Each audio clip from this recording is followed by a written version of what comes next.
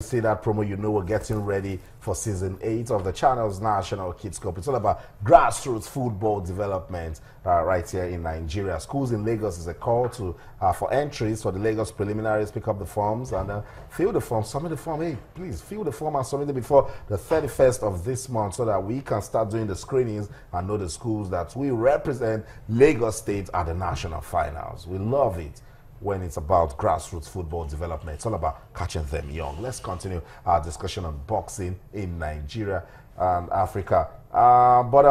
We keep telling you that for boxing, any sport in particular, to do well, you need to go back to the basics. And then you listen to Ben Gray saying it's important to go back to the schools. Gone are the days when parents will be like, oh, don't do this, don't do that. Yes, some people will like, boxing is a dangerous sport, don't go near there. But when you listen to this boxer speak, you understand the need for you to actually get kids involved at a very, very early age. Just as football is, you see the likes of Cristiano Ronaldo starting early, Lionel Messi starting early, even tennis.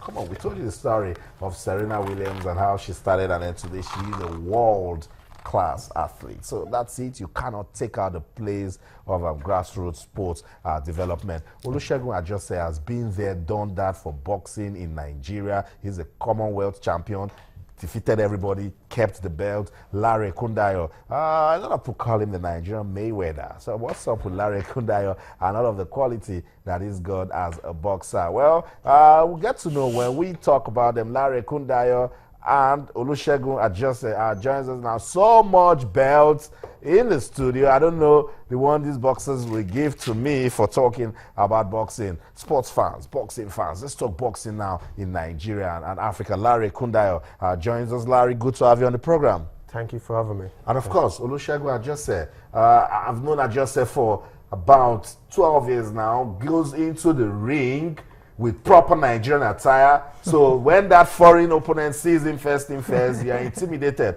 Olusegun Ajose, it's a privilege to have you join us. Thank you for having me. Fantastic. I'm going to start with you, Larry. Before we start talking about boxing in Nigeria, let's talk about your fight with Joseph Lamte of Ghana. I love what happened before the main fight. He threw the Nigerian flag on the floor. I saw Olusegun Ajose trying to make peace, but you were looking at this guy like, I'm going to punish you for what you did. Tell me about that fight. Well, nobody disrespect my flag, and he did, so you have to be punished for that. You know, a lot of people say you should have stopped him. But if I stopped him, that means he's not getting punished. He's not getting enough punishment. So I just dragged him to the last round and chucked him in the deep end, you know.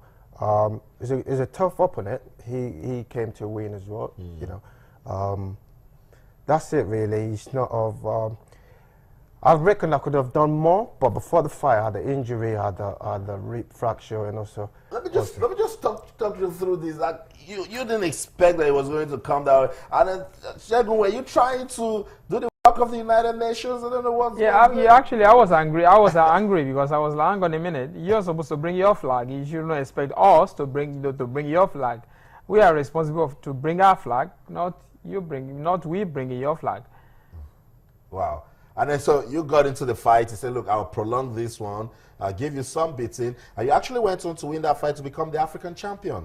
Yeah, that was a great experience as well. That was my first 12-rounder as well. You know, getting to punish him, I feel a lot better now that, you know, that no one just...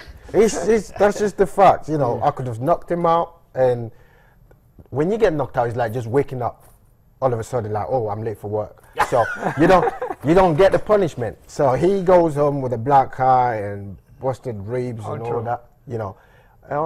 Next time, I don't think he would disrespect anybody's flag again. You know, that's my country, and if you disrespect my country, you're gonna get beat up for that. Okay, that fight was done in London on October the 30th, and then Larry Kundayo did big things for Nigeria by beating Joseph Lamte of Ghana to actually become the African champion. Let's come to you, Olusegun Ajose. We haven't heard so much from you in a while. What's going on in May? Well, I'll be having a fight. You know, Larry will be on this on that bill too. You know, both of us are headlining the bill. So we're trying to, sort our opponent and all that. So provided we have, the right support and prepare properly, then we'll be having that fight. We don't want to get in the ring if we are not prepared. That's right. Because we don't want to lose our reputation. We want to get in there and, give good account of ourselves by, performing well. And, our history. He's been unbeaten so far. I've won 32 out of 34 fights. Wow. So we don't want to just go in the ring and not perform well. So we want to make sure we are ready before we get in the ring. Very, very important. Larry, let's talk about boxing in Nigeria. Now, you started here and then you left for the UK. What is it that we need to start doing from a boxer's perspective to make boxing in Nigeria shine again? I think a lot of people don't really see. I would say maybe they don't see the use or the I can't even get it right now because it's very frustrating. There's a lot of talent in boxing. I mean, naturally, Nigerians we're talented when it comes to boxing, but we don't have that support.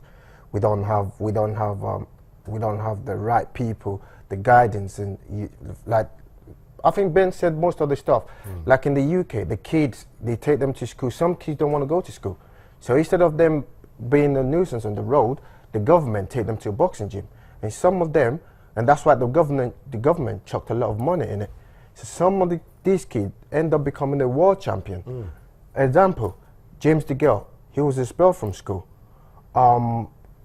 What's his name again? He was a world champion as well. I mean, he was.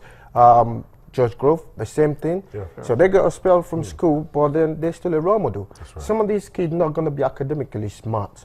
Some of these kids, even our government, they don't check the kids. Some of these kids are dyslexia, but that because they're dyslexic and they're not good academically doesn't mean we have to abandon them. Put them into something, inspire them. So how do we inspire the kids? Ajose for world title, it wasn't even shown in the country. Nobody knows. Ben said it. It was #1 for 3 years.